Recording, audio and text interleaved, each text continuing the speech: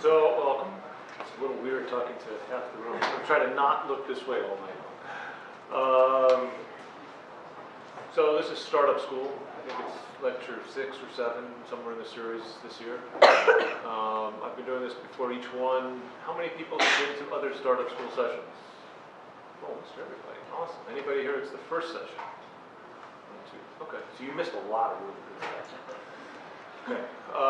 So tonight's all about metrics that matter. So I have one question tonight. Today, this happens to be one metric. Anybody tell me what the one metric is today? Election year. Right. Did you vote? I did. Who voted?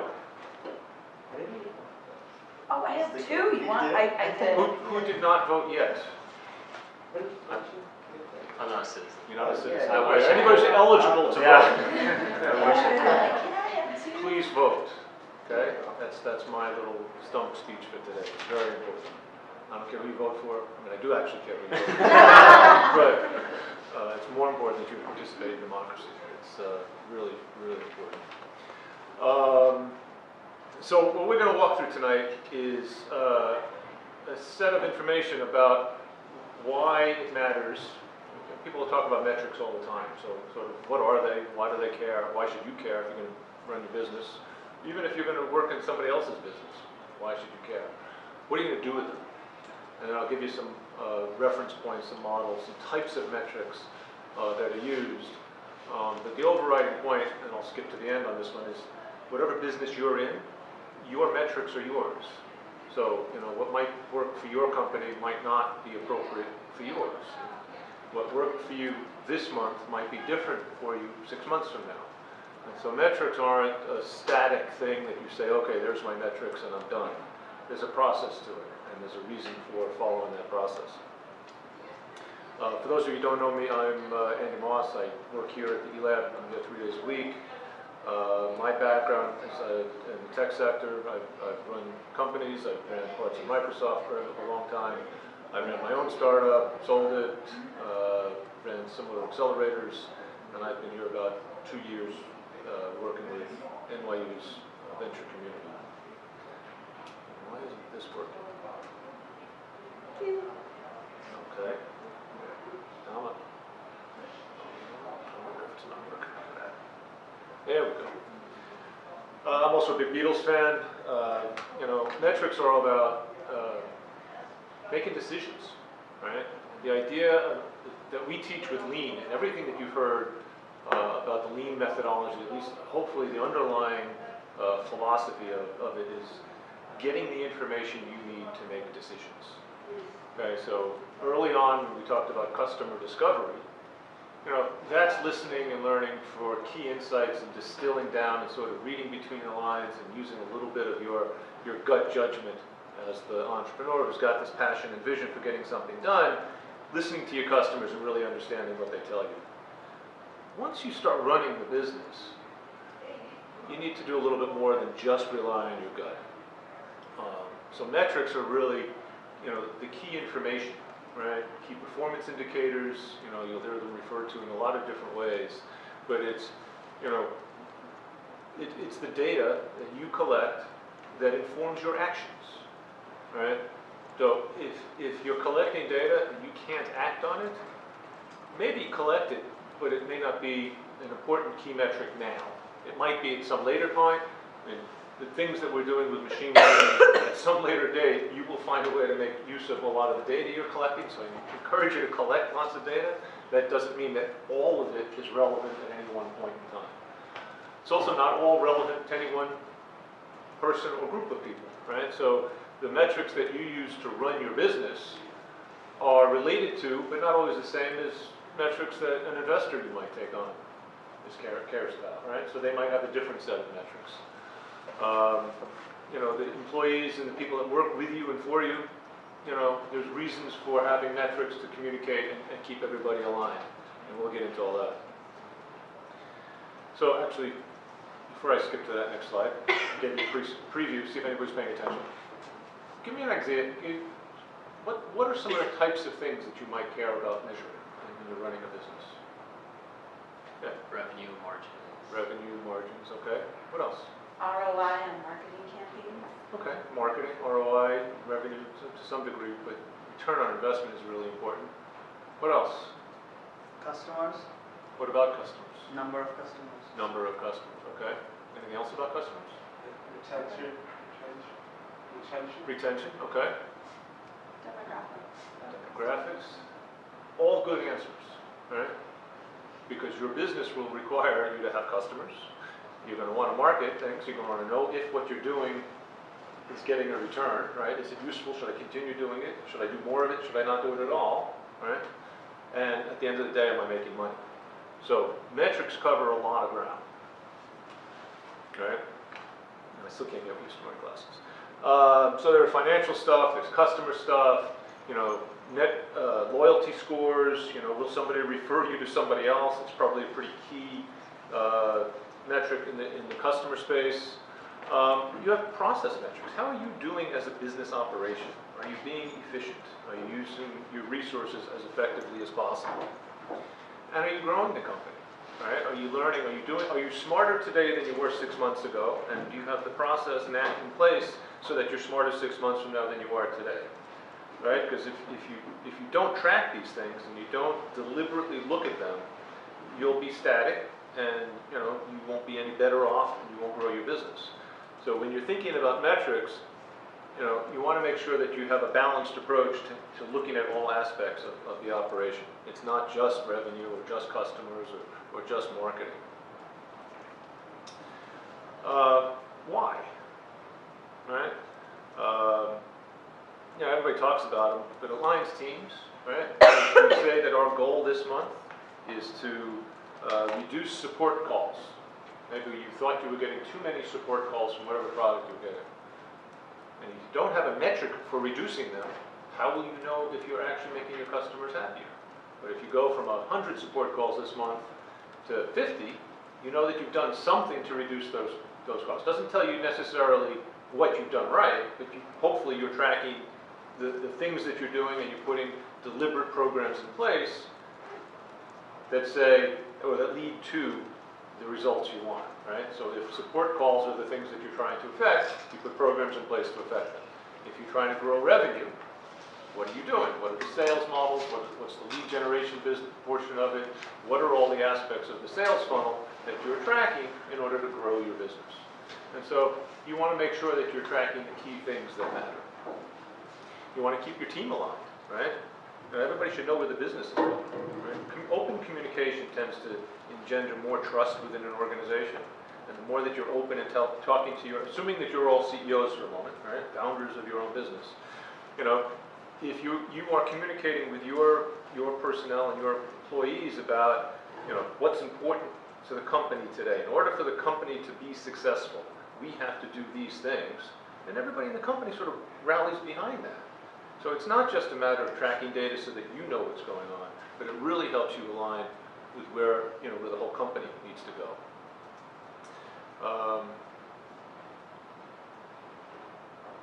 You got to make sure you're focusing on the right thing and at the right level. If your support calls have been going down and you continue to focus on them, maybe it's the wrong thing. There was a story a bunch of years ago about IBM. IBM used to control 95% of what was called the dumb terminal market. Before personal computers came along, IBM was king. They owned 95% of the market, and they continued to own 95% of the market. And that was the metric that they had been following. That was the metric that they continued to report to management. What they forgot to report to management was that the market size for these dumb terminals was shrinking pretty dramatically as personal computers took over in the business environment. And so they started focusing on a wrong metric. At one point it was a good metric, and they missed the time at the flip when it no longer became the relevant metric. They needed to start looking at things like market size or compatible, other markets to go into, and they missed it, and the personal computer came along and ate their business, and it died. Now, it may have died anyway, but they didn't have a nice, smooth transition. They didn't manage their way out of it because they just missed the metric. So you got to make sure you're focusing on the right thing. Very often you'll hear the term vanity metrics when you talk to investors. You're measuring something that just makes you look good. Page views. We got 1,000 page views. Then we got 10,000 page views. Then we got 1 million page views. How much money did you make? How many of those page views led to a transaction that led to, whatever your business model is? How long were those people on your site? So make sure you're tracking things that matter. So if you're in the advertising business, if you're in a web thing that's advertising-based, increasing page views may be great. But if you're in the commerce business and you're really trying to sell some product, and 1 million people are looking at your site and nobody's buying anything, maybe it's not the right metric to track. Right? So you want to make sure that you understand the link between the metric that you define and the action that you can take as a result of having that metric.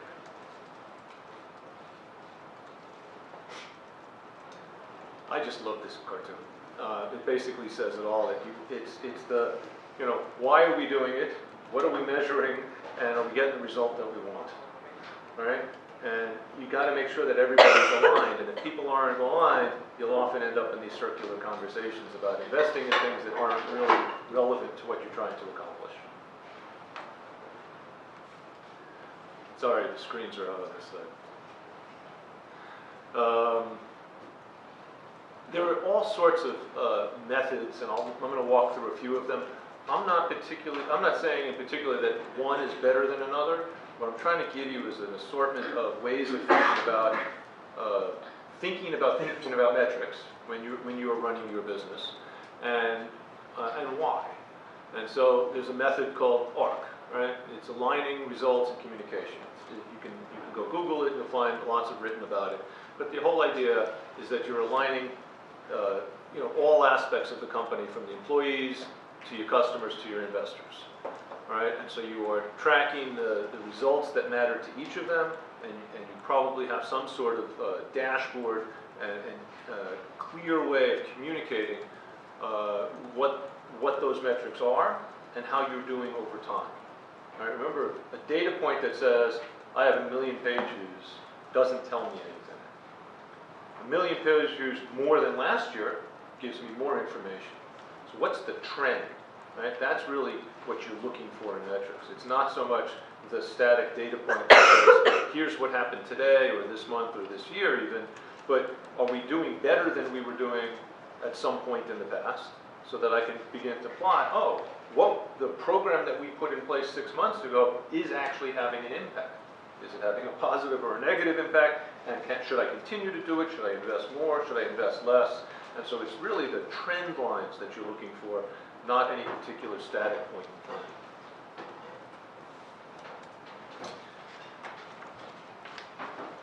Again, I mentioned this a little bit earlier, but when you're doing a startup, your business sort of goes in interesting cycles, right? So you start off, you sort of have an inkling of what you think you might want to do, but you're not really sure. You develop your hypothesis, you go out and you test it, and so early on, some of your metrics are around customer discovery. How many people did I talk to? In what customer demographics were they? What were their roles and responsibilities? Do they have decision-making authority? And I'm counting all of these things to understand, because that's what's important when early in the process when I'm doing customer discovery. I've now figured out product market fit. So now I'm building something. So maybe I'm doing a little less customer discovery, but now I'm actually building stuff. So maybe the key metrics for me at this point in time are feature complete, bug counts, release cycles, time to check-ins, for developers. And so there's lots of metrics that you'll track during the development stages of your life cycle. You've now rolled it out. So now it's, onboarding. How long did it take for a customer to find out about it? How many downloads per day? How much usage are you getting per day, per month? Right? And now you're tracking usage metrics. Right? And so at different points in time during the life cycle of your business, different metrics come into play differently. So again, you need to know where you are in the life cycle, and so whether you're the CEO or the customer support person or the development manager or whoever you are in the org, you need to understand, what's relevant to the company moving forward at any point in time. Because in a small business, everybody matters more, right? If you're at GE or at Microsoft somewhere, individuals matter as human beings, but they don't necessarily, your job isn't necessarily the number one problem. But again, in a multi-product company, it's a different, more complex conversation. So this talks a little bit about various stages, and it's just a model. The idea is to give you some ideas that at different points in time you're thinking about different things for, for different parts of the business to manage.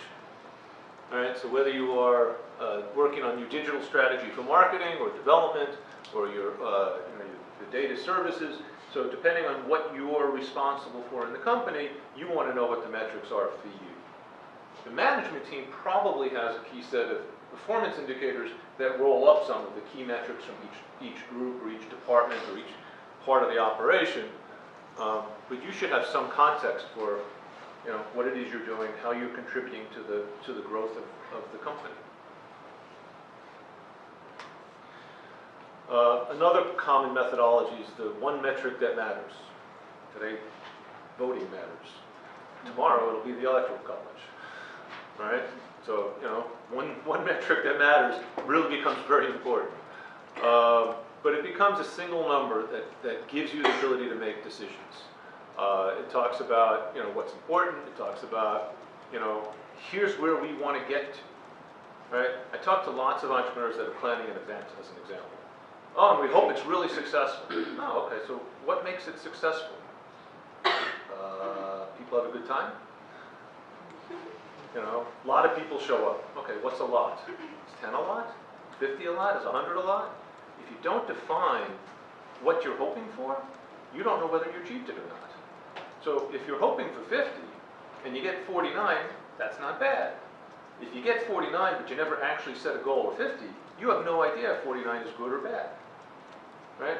So define the metric, and then each event you run, you can measure it against the other events. So if I get 50 in this at this venue, and I get 20 at that venue, and I get 100 at another venue, and I know that the ratio of leads to people that attend is, 10%, I want to go to the place that's going to get me the most number of leads. So maybe I'm going to put more of my marketing effort into the venue that attracts more people. But if you don't measure it, you don't know where to place your next bet.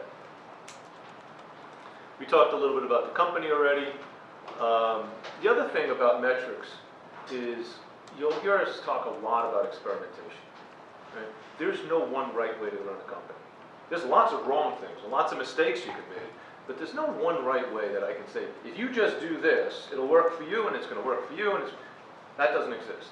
And so really what's important is to say, I think running an event will lead me to these kinds of results, and it's going to yield X number of leads that will be of particular quality. So you try it, and maybe you try it in two different venues. One venue attracts a certain group of people, another venue attracts a slightly different, and then you begin to see, does it work? So that's an experiment that you do. You don't just say, I'm going to invest $1 million in running events all around the country, because you don't know whether or not that's going to work or not. So you start small, right, and you run lots of experiments. And if you get people thinking about running metrics and testing all of the things that they're doing, right, then people will experiment more, and they'll be faster that much sooner, right? Rather than running, a national campaign and realizing that it failed in 70% of the cities, and then getting frustrated, test it, in a couple of places, see what works, and then grow around those. And it's a much more effective use of your resources. So inspiring a culture of experimentation is critical, especially early on in the life cycle.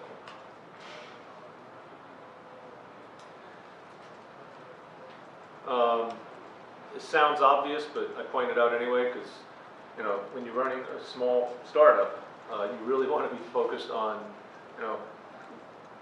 this goes back to customer discovery, right? Are you solving the problem, right? And so you want to define metrics that say, how am I solving that problem?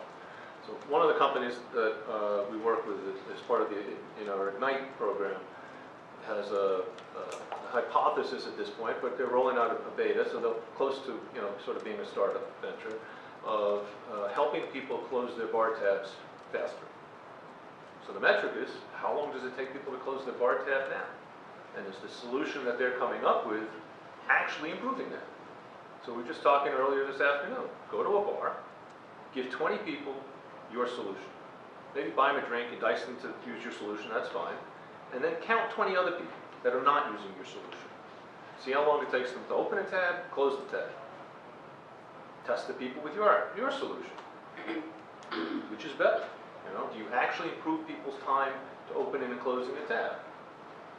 Whether or not people want that and are willing to pay for that, the venue thinks it's interesting, that's a whole different part of the conversation. The point is, they have a hypothesis about a problem, that it takes too long. If you're trying to get out of the bar, you finish, and you want to go home, and you got to stand there and wait for the bartender to get you your credit card, give you a total, get out of there, maybe you forget your credit card. So their hypothesis is they can fix that, make it better, get you out of there when you want to go. So test it, right? Test the problem that you think you're solving. The other piece of that is, are you running a viable business?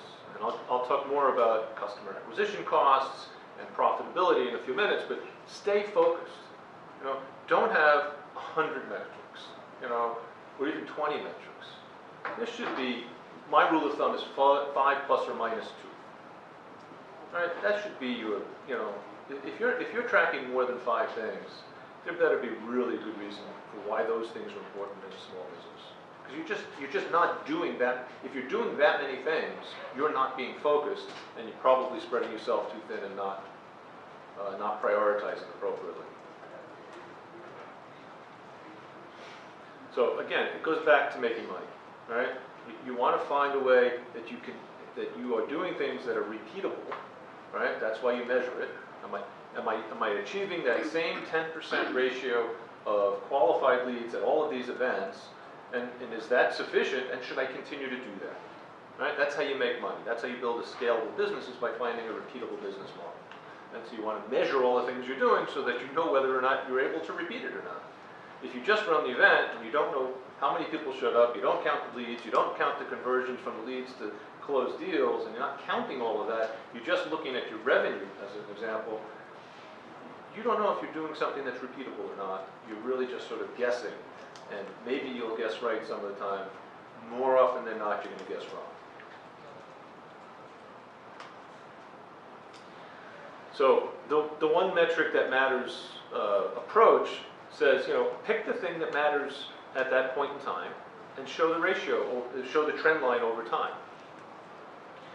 So last month it was this month it's that, and over some period of time it's changed. And then build a dashboard that allows you to quickly see yesterday's last 7 days, this week, what you're projecting for next week. And it's just a nice simple tool that you and your management team, or you and whatever the project level team can use in order to figure out and focus on the key things.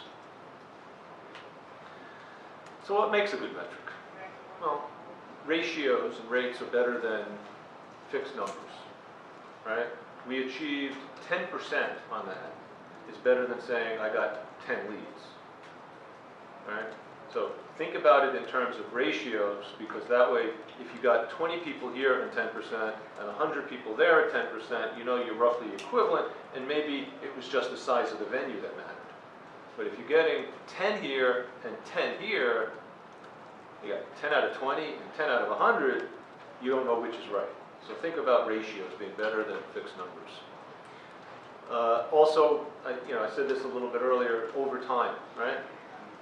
If you ran 3 events in this venue and you've run 1 a week for the last 3 weeks, what happened at each one is more important than what happened at any one of them. It could have been a rainy night and people didn't show up. It could have been election day. People wanted to go home and see the results. You don't know what's going on, but if you look at a trend line over time, you'll learn a lot more about any particular one data point. And so try to look at comparatives to sites.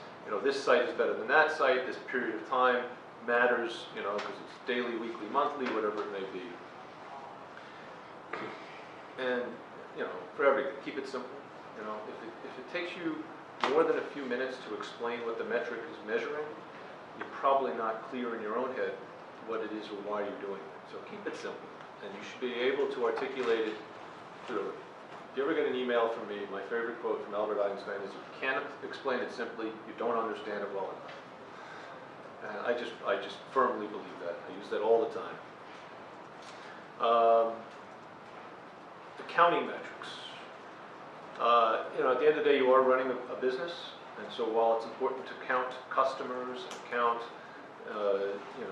downloads and count all sorts of things that are indicators of your business, right? So that you can figure out, what are my customer support calls? Are they increasing or decreasing? Well, that's critical, because if you're selling a lot of stuff, but all your customers are really unhappy, that's not good. But you also want to make sure that you're counting the things that indicate whether your business is solid, right? So those are things like lifetime value of your customer, right? What's the projected? So I spent X dollars acquiring this customer. They gave me a certain amount of money. Was that a one-time thing? Or should I expect more revenue from that customer over the next 2, 3, 4 years? And how do I calculate that? So those are things that become really important to an investor. There's one metric that an investor cares about. Anybody know what it is? Come on. Customer acquisition? Sort of, not really. Getting its money back. Getting their money back. So you can't tell them how they're going to get their money back. So getting customer acquisition, how they get their money back, but at the end of the day, they want to know how much money, I'm putting in X, I want to get 10 times X. So if you can't tell me how you're going to do that, odds are they're not going to invest. Or after they've invested, they're going to be really unhappy. And it's not pleasant having unhappy investors. They can make your life really miserable. Again, I talked a little bit about experimentation. You're not always going to know what the right metric is. You're not going to get it right the first time. And so it's okay to say, we're going to look at these things and make an educated guess that this is going to tell me something interesting. So you collect the data, then you set a period of time. You say, for this, depending on what the frequency of the thing is that you're testing or measuring, right? If you're counting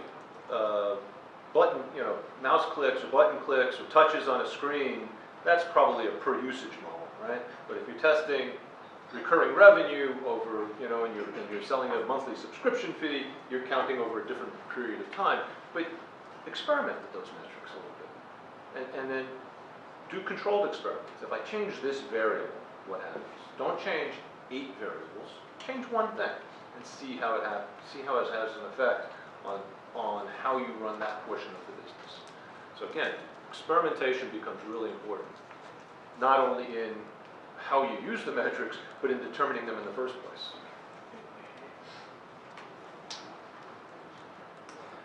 I've alluded to some of these things, but depending on your kind of business, your metrics will vary, right? If you're selling a physical product that goes through a physical goods channel, right?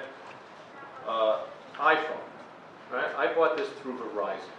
Verizon is the channel for Apple in this case, right?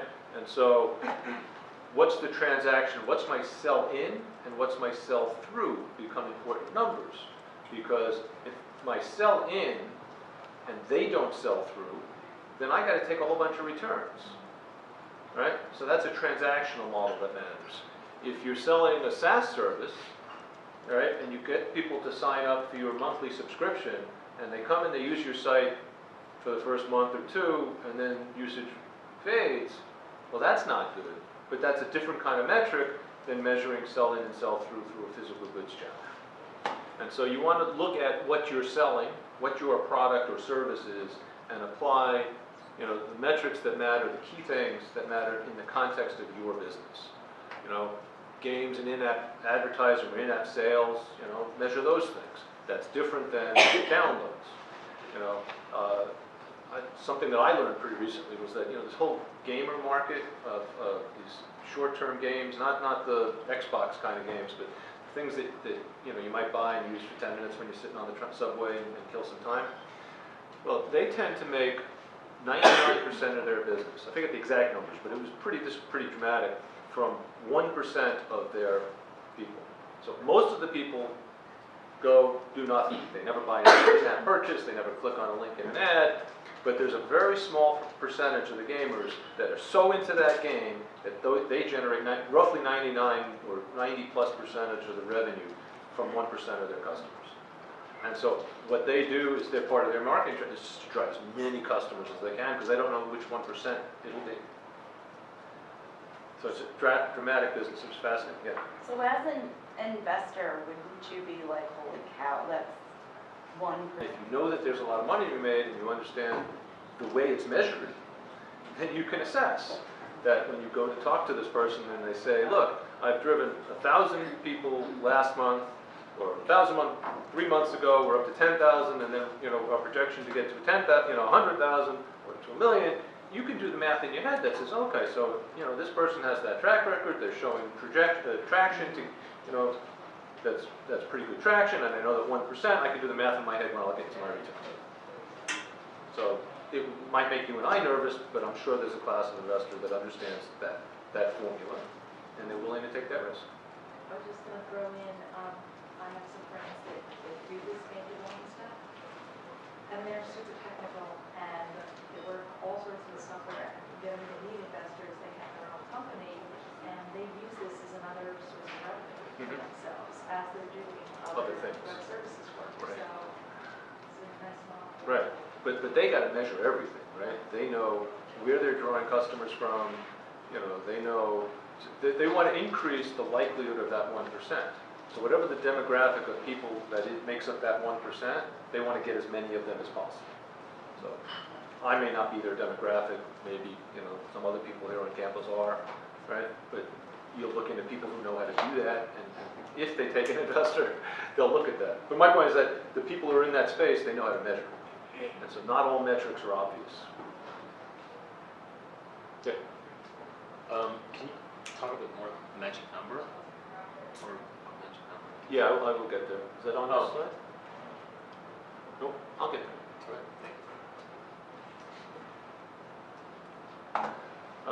you.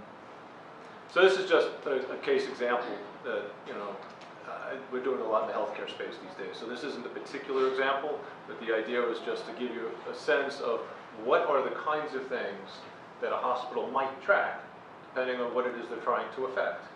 So if what you're trying to, if you look at the current healthcare system these days, hospitals are being penalized for getting insurance back for high readmission rates. So if you go into the hospital and you go home and you develop an infection or something that forces you to go back to the hospital, the next time around that insurance company doesn't treat that hospital the same way, and they get lower returns from the insurance claims.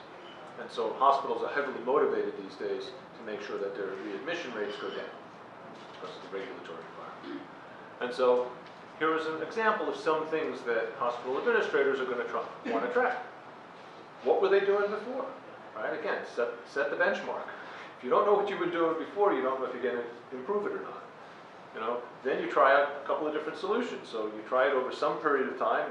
Maybe you try it in the ER, and you try it in pediatrics, and you try it in different places in the hospital to see if it works. You control variables, right? And then you roll it out once you get a sense that you can control certain things. Maybe you have different solutions for cancer patients from pediatrics, from the ER. That's possible. But you're looking at how to reduce readmission rates. And so you want to have a set of things that help you figure out what those are. And so they're looking at the diagnostics, the complications of the various diseases, and why people are there. And just, we'll put all these slides up on SlideShare. So don't worry about remembering everything on them. I write them, but I don't remember them until I look at them now. Who's really listening? Not bad. Must be election day. Everybody's anxious. Again, I talk about a lot of these things in different ways because some things sink in, some things don't. So it's directional, trending, right? Those are the things that I was talking about a few minutes ago. So, what's my customer engagement model look like, right? And so, how many touch points do I have with a customer? Do I touch them once and make a sale? Do I retouch them again? If you were here for the customer acquisition discussion, there's three parts and 3 stages to managing the customer life cycle, right? There's the get piece. I want to get my customers. Once I get them, I want to keep them, right? I don't want to lose them to an alternative or have them stop liking me. And then once I've got them and kept them happy, I actually want to grow, right? I want to sell them something else, right? So, Apple got me to buy the iPhone, and then, I'm buying music from them. So that was a cross-sell or an upsell, depending on how you want to think about it. So they want to expand their relationship and their engagement with me over time. The economics are important. We'll get to customer acquisition costs.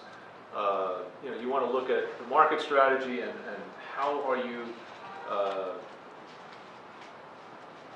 how are you getting a foothold somewhere and how are you going to use that to propel yourself forward. And so it's the directional information that says, I'm going to launch my business here in New York because it's got certain demographics, there's a lot of college students, whatever it is, and then I'm going to go to Chicago and Boston and other cities that have similar demographics and roll it out there, and then, and beyond. Right? If you take Facebook as an example, right? He started at Harvard, then went to the Ivy League, then went to other schools, before he opened it up to the general population. So there was trend and directional information that went on. And again, if you're going to take investment, you don't necessarily have to, but if you are taking an investment, VCs are looking for you to understand how are they going to make a decision. So you want to present the traction that you're making in a way that conveys to them, how you're doing, right? And so if you are killing it, they're likely to invest in you. If you're presenting sort of a lukewarm kind of traction, directional thing that says, well, I had 1,000 page views last month and I've got 1,200 this month and 1,300 projected for next month, the direction on that is not great, right? And so VCs will say, well, come back when you can show me that you can really scale that up a little bit more, particularly if you're running an advertising business. And so you want to understand the audience of your metric, right? So that's part of what I talked about earlier. So part of the rationale on why you do this is so that you can run your business, and so that part of running your business is communicating with the people that work with and for you. And part of the reason for collecting metrics is so that you can report to your board, right? Effectively, when an investor invests, for the most part, they're going to sit on your board. They're now your boss. So you're the CEO, the founder, but you report to somebody, right? And people you report to are the people who gave you money to help run your business. And so you need to continue to keep them happy and convince them that you're doing a good job running your business. And the metrics is how you do that, right?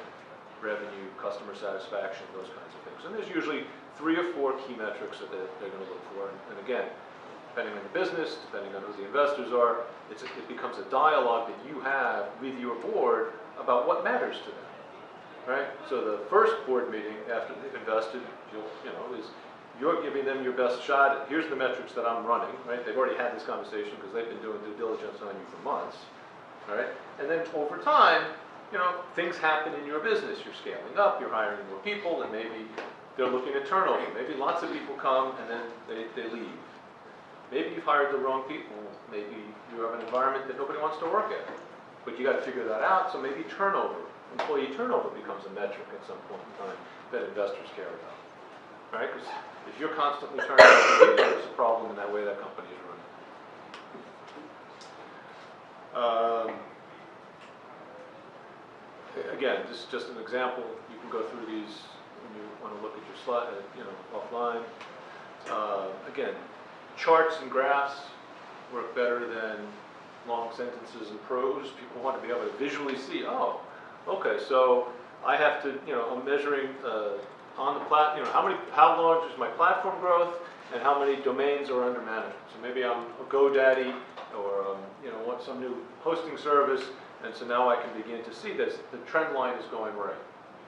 All right, or maybe I'm a device and apps, covered, or app, platform, and I'm Android or iPhone or Microsoft or somebody else is trying to break into the, that market, and I can see how many apps are per installed device. And so you want to keep those trend lines running in the same direction. And so again, these are all just examples and ideas for you to think about. I don't know anything about the businesses that you're running, so hopefully you're sitting there thinking about, okay, here's how I can apply this or apply something else. You asked about magic number, that's coming up in a second. Customer acquisition costs, long-time value I've mentioned, and then the pirate model.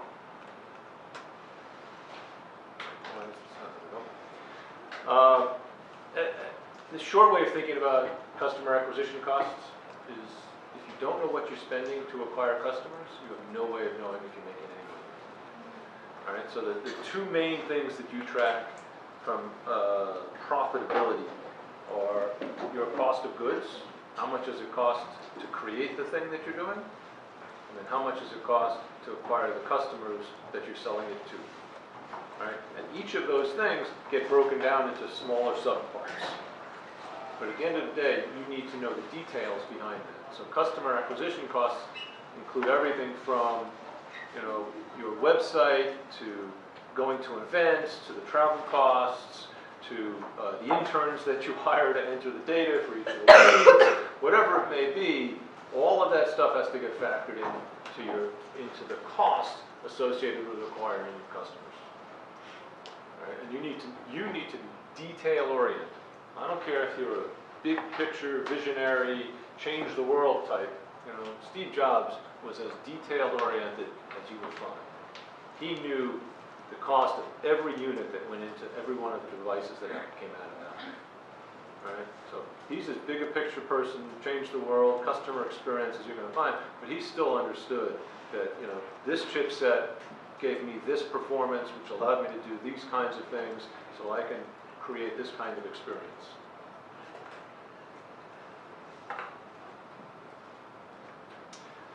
Rules of thumb, if you're less than lifetime value, okay, so customer acquisition is what does it cost for me to acquire that customer? But as I said earlier, once you acquire them, you want to do other things with them, right? So even if I'm buying a car, which you do once every 3, 4, 5, 6 years, that automobile company wants to sell you the next car, but they probably want to sell you a slightly better car. So if you buy a Volkswagen today, Audi, who owns Volkswagen, probably wants to sell you an Audi, at some point in time when you're looking at your next car, or a bigger Volkswagen, right? So they're always trying to upsell. And so you, when you run your business, you want to project at some point and you say, okay, so I've acquired this customer. What else can I do with them? How else can I sell them a service? I'm sure you've all gone to some website and there's a nice table that says, the low end is $9.99 a month. Then there's another column that says, well, if you're a small this, it's $25 a month. If you're a slightly larger this, it's $50 a month. And if you're a large enterprise, call me and we'll do negotiated pricing. Well, that's how you begin to calculate lifetime value, because you'll say, okay, in each of those categories, I want to upsell, right? The ones that start small, and maybe I'm selling to an individual entrepreneur today, and then they're going to build their team, so they're going to upgrade, and upsell to that. Maybe they're going to add users, so maybe that monthly fee is not only for the company, but maybe it's per seat licensing. So as the company grows, your revenue grows, and so you do forecasts that say, okay, of these kinds of customers, this is what our lifetime value is going to be. We think that there's a class of customers where we're going to get 2x, 3x, 4x, 5x, whatever the multiplier is. Because that's, at the end of the day, when you're talking to an investor and they want their money back, right? They don't want their money back today. But investors have a 5 to 10 year time horizon. And so if you can't project forward with the lifetime value of your customer and say, okay, it cost me X dollars to acquire this customer, and then over the next 3 years, we think we're going to translate that into some multiplier, then it's hard for you to say what your valuation should be, right? Because the hardest conversation that entrepreneurs have with investors is, how do you value your company? Well, this is one tool that you have as part of that conversation.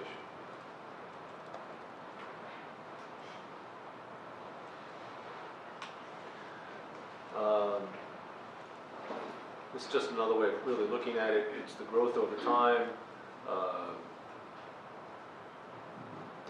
So I've made a sale. What's that multiple look like? So I get into some large enterprise, into some business unit, and I know that my sale is for that unit. But then I know it's a big enterprise, so I now want to upsell or cross-sell to other business units within that company. All right, and so what's your multiplier? All right, so I think for every sale, I'm going to get a 3x or a 4x or whatever multiplier. Magic number. So why did you ask for that? It wasn't a slide. It was on the slide already? I'll have to go back and reread my slides. Sorry, that sounds right. Yeah. Because I knew it was coming up. I didn't remember it was on the earlier slide. Okay. and I can't read that from here at all. There's monitors everywhere but where we want them in the front. This is not, to be candid, this is not one that I've used quite often, but I do know that I've talked to both investors and entrepreneurs that have.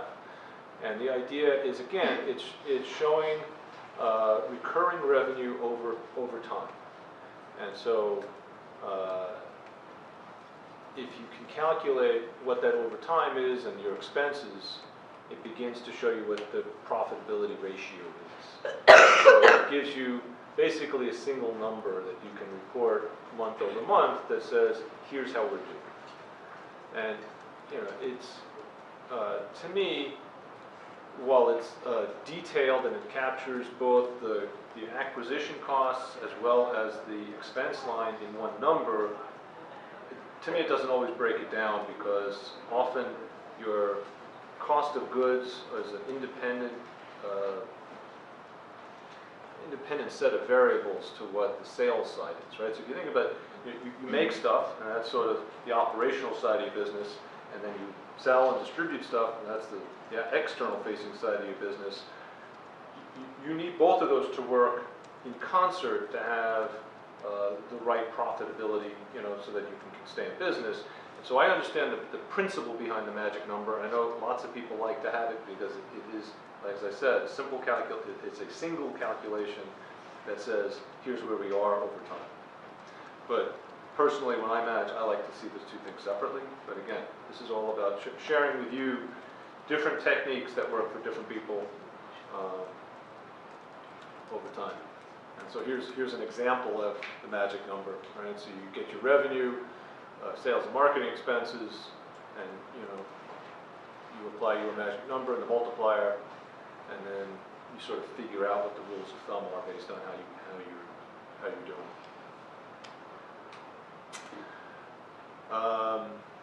Halloween was last week. This goes better for Halloween, I suppose. But the idea is understanding the funnel, if you will, the sales pipeline. So you want to, acquire, the attention of people, right? Then you want to get them active and engaged on your site. You then want to retain them so they're coming back, so that there's something there for them new each time they come back. You'd like to get referrals, and at the end of the day, it's the revenue that you're getting from them that matters. So again, this is a very common approach. Lots of people take, and you're measuring each step down the funnel so that you are maximizing your effectiveness. The reality is, it doesn't look anything like a funnel, and that you are acquiring and engaging and activating people from a number of different touch points, and you are doing a lot of different things to retain them. And so you want to make sure that you have processes in place to both collect the data and understand what those workflows are. If you actually look at the enterprise market for software, the vast majority of them are all workflow related, right? How do I reduce the number of steps it takes to get information from somebody who collects it to somebody who needs to act on it, right? When you're in a big company. And so our approach is really all about breaking that down so that you're thinking about where the costs are and where the time and labor are spent to deal with each of those operations. So you might, create what those business processes are, and there are, iterative loops at each of them, right? It's not no business is this linear process that goes from, acquisition to activation. It's really a matter of lots of these mini loops to make sure that you're being effective, just like building a product or any other, customer discovery is an iterative loop, right? You develop the hypothesis and you cycle through it. And so that's really what this is all about. And then there are different ways to think about it. right? So it's really measuring, to some degree, satisfaction, it's measuring, you know, the engagement. Do you have content on your site that's fresh and new? Is coming back to your site even part of the sales model? Maybe you just need to get them once and they subscribe, and so the landing page is really for new customers, but then they log in and there's a whole different experience, and what does that look like? And so beginning to think about how you interact with your customers between acquisition, activation, retention becomes really important. And so you want to think about what are the different things that you're doing in each of those stages, and then you attach conversion rates, right? I'm sure you've all heard, you know, the conversion rate number. Once you get somebody to your web page, that's not a sale, right? So how many touch points do you need, and what's the percentage of people that you take through that set of stages? And if you create a model, it goes back to the very first thing that I talked about. If you're measuring it, you have a sense of how you're doing. So you create the model, you estimate what you think it'll be, and then you actually track it. How am I doing? All right? And then for some period of time, you'll perform that way, and then you'll find ways to improve your performance. And that will drive the model, hopefully in the direction that lowers the cost and the time to conversion. How do you calculate the estimated value for an acquisition? For acquisitions? Yeah, like estimated value 0.08, 0.05. Which one are you looking at? The yellow line. First row. Oh yeah. Oh, acquisition, I'm sorry. Yes. Acquiring a company. Because the value to you of somebody who comes to your page is lower than the person who gives you their email address, right? And that's lower than the person who gives you their credit card, and it's lower than the person who pays the recurring fee, and so if you look at this, it's the inverse ratio, right? So this isn't the model for you. This is just an example that I found that showed what somebody else's model is. So they're getting for all of the people that show up at their site, they assign a value of it's worth something. They got somebody to come to your site, so it's worth at least something, right? You didn't get anybody to your site. Like how do you calculate acquisition cost revenue? It's not acquisition or revenue. Value. It's value, right? So, and so that's you can't run a business unless you are tracking the right sets of things. With that, I'll take some Q&A. Unless you guys are all running home to see the results. California hasn't closed yet, so. Comments, thoughts? You all got it nailed, right? How many of you are in the process of starting a business right now? 1, 2, 3. Okay, a few. How many are you thinking that you might start one in the next few months? Okay. And the rest of you that didn't pick up your hand, why are you here? Curious? Nobody got one. Serious? No, I'm really curious. Like, what drew you here tonight? Growing the business. What's that? Growing the business. Growing. Okay, that's fair. Growing. All right, growing a business. That's cool. Probably in a year though. Within a year? Yeah. Okay. Yes. I have a question. Sure. So I have a travel company. What type of metrics could I look into? Accounting or like a following for accounting for? I'm not sure. Say that again? Like, so I have a Travel travel, business, yes, right. a travel business, and I'm still kind of like trying to figure out what I should be measuring in terms of like the metrics. Like, what are some ideas that you can give me to kind of? Well, it all depends on what's the travel business. I mean, where are you sending people?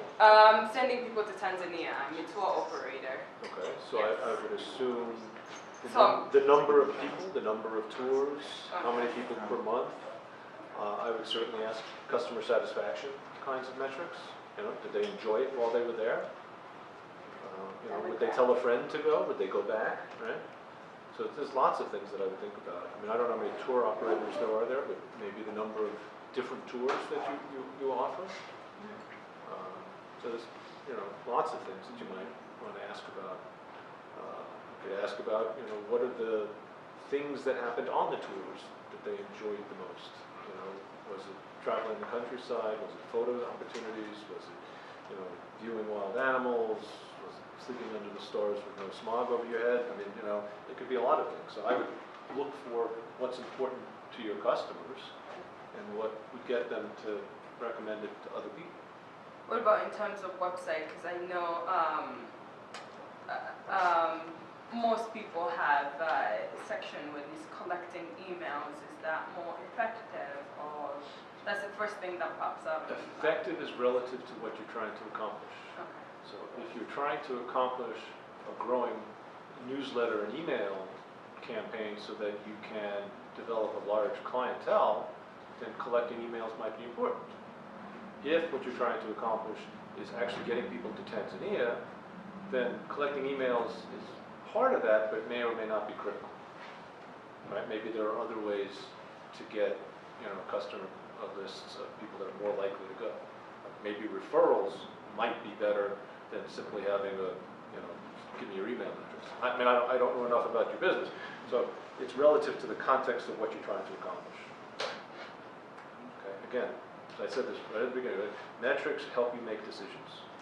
So figure out what decision you're trying to make and then what information would help you make a better one. Anything else?